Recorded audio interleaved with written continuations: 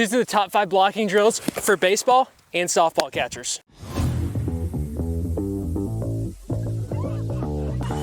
First is knee slides. This is almost like a soccer player after they score a goal. What we're trying to accomplish here is get them to learn to slide with their hips back. We're gonna start forward and then we can kind of go to the side as well. Because sliding is so foundational to all of blocking, this is a really fun one to start with. So here's what it looks like. If your hips are high, you might do this. Oh, well, these shin guards are pretty good, so I stayed. But a lot of times you'll fall over. So run straight and slide with your hips back, like this. And then start to run to the side and see if you can slide sideways. Once we've learned how to slide with our hips back, now it's time to learn how to do that out of a single knee stance. The reason we're starting out of a single knee stance is because even if we're in a secondary, when we go to the side, we essentially get down to a single knee.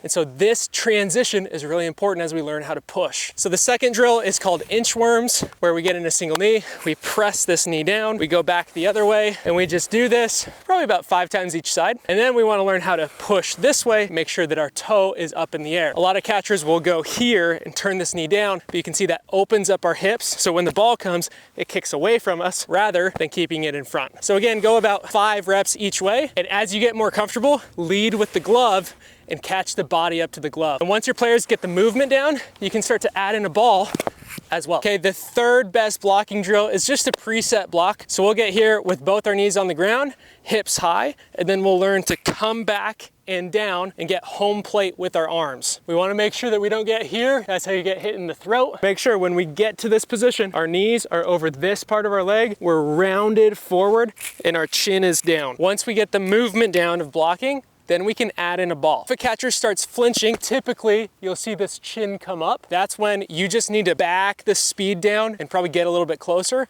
until they learn to trust their gear. Get perfect movements and perfect reps when you add in the ball. The goal is to block it right here on the belly button. Just like that. Another thing to note is when we start, we want our hips high, knees, hips, and shoulders all in one line. As that ball comes back, the hips sink back and the shoulders and back round forward.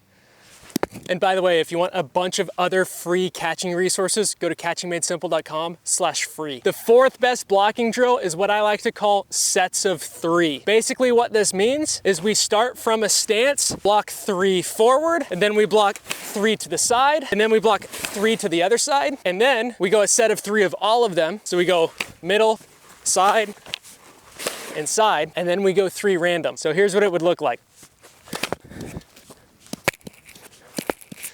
And the fifth drill is what I call a block receive drill. Now we have the movements down. Now we need to work on the decision. So half the balls are gonna be in the air, half the balls are gonna be in the dirt, and the catcher has to read it and decide. Do this from whatever your game stance is and actually work on that decision. We wanna simulate game as much as possible. And I really like to start from this triple threat position right here, because then that allows us on this low pitch to catch it up like this, and it allows us to turn and block. Make sure that when we do this, we don't roll the wrist up, because you can see as that wrist rolls up, that's where the ball can go through. So we wanna think about taking this elbow and spinning it back, keeping that glove on the ground. So try not to get there, try to get here as we go. Keep that glove on the ground.